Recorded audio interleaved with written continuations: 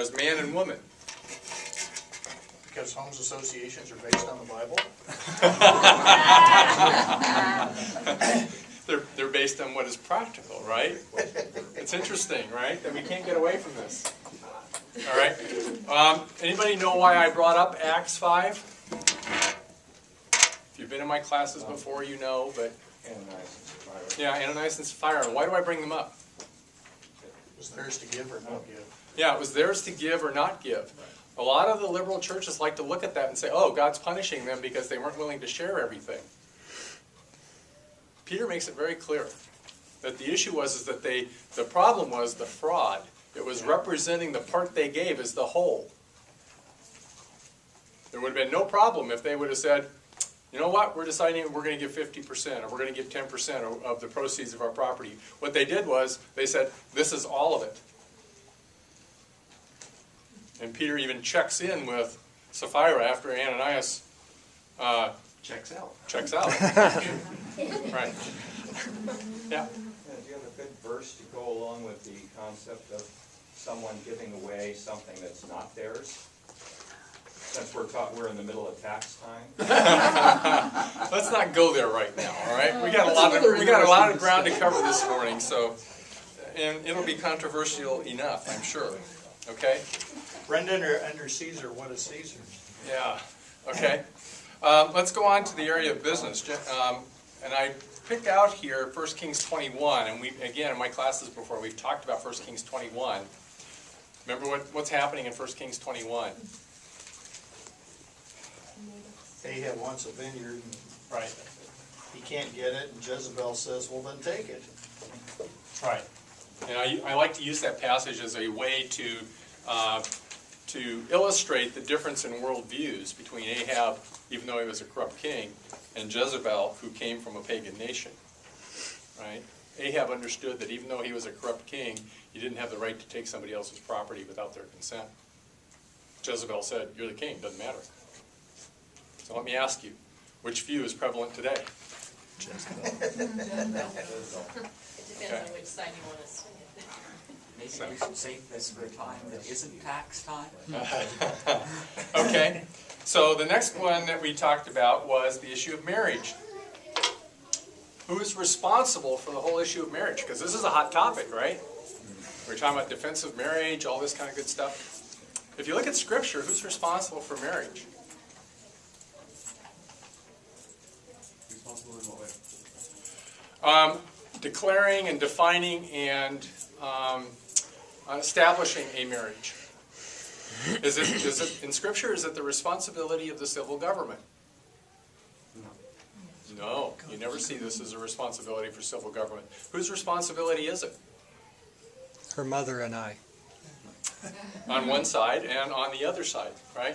In other words, it's the parents, right? Again, go back to the example in Scripture, right, of Isaac and Rebekah, right, and Rachel and Leah and Jacob, right? What declared their marriage? It was the fact that the parents agreed. And, you know, it's interesting for us to stop and think about this and the whole issue of DOMA and, you know, what's going on with the civil government. You have to understand that we have to be careful that we understand exactly what's going on with the civil government, because the issue with the civil government is really not about declaring what is and what isn't marriage. It's about what favoritism the state might give to marriage. Okay? And so we as believers, we need to be careful that we don't go so far as to say it is the state that makes a marriage legitimate or illegitimate. It's not. Does anybody know why the state got in the marriage business in the first place? We'd love to hear you explain it. The justification is to create a safe environment for raising children. The children. A stable environment for raising children. Although, you know, our country didn't always follow that rule of the family making a decision about marriage, because the slaves, well, I guess they weren't considered people anyways, but they, you know, the black people weren't allowed to, I mean, even if two black families decided that their children could get married, they weren't allowed civil, I mean, the government didn't allow. Well, the government couldn't have prevented it, okay?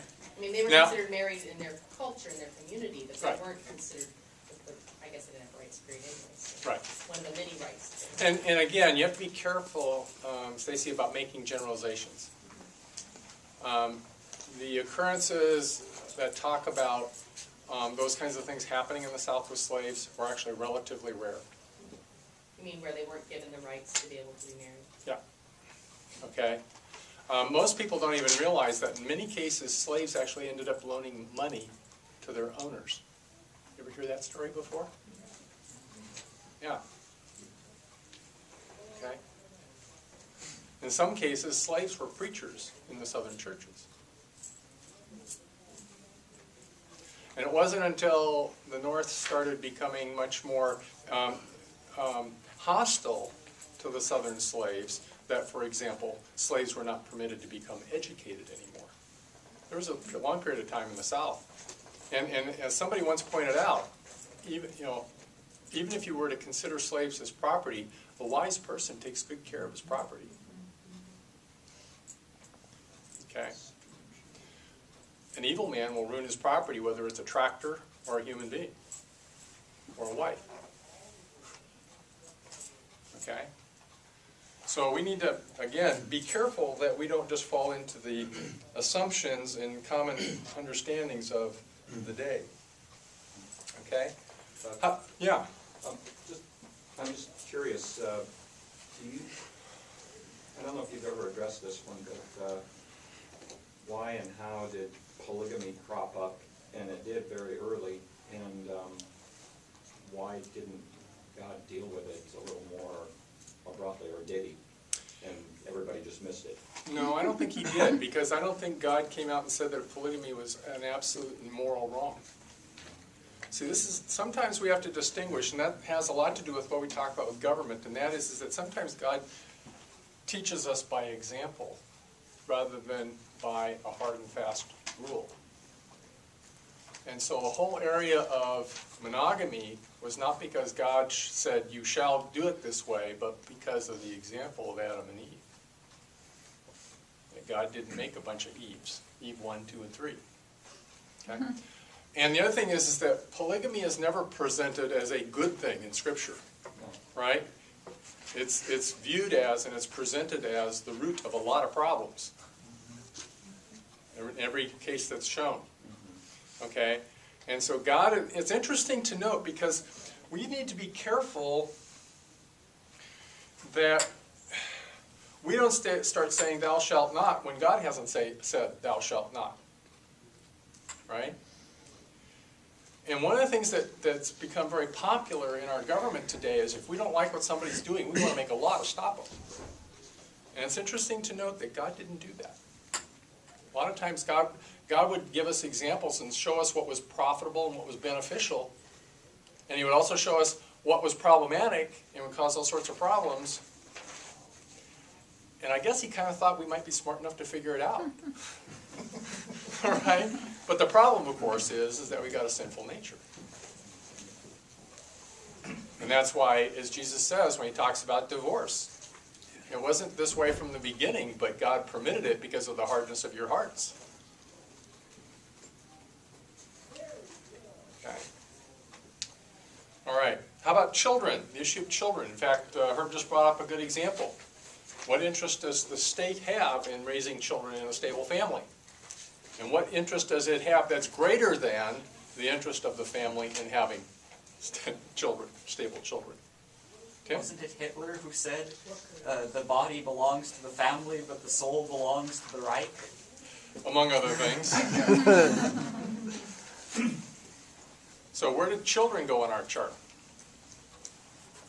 I'd like to make a comment about that comment. How far are we who snickered that away from that, and where our government is now?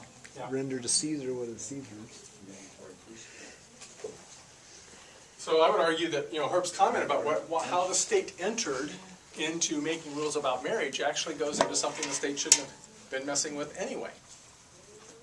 Right? Well, and a lot of, it's sort of the same issue that's going on in a lot of ways today. I mean, we generate a whole bunch of government programs to make up for families falling apart and not doing what they're supposed to do, and it kind of starts with this idea. And really one of the things that I have told a number of school officials is the schools need to get out of the family business and focus on education, because they can't possibly be effective parents for kids whose lives are a train wreck. Yeah,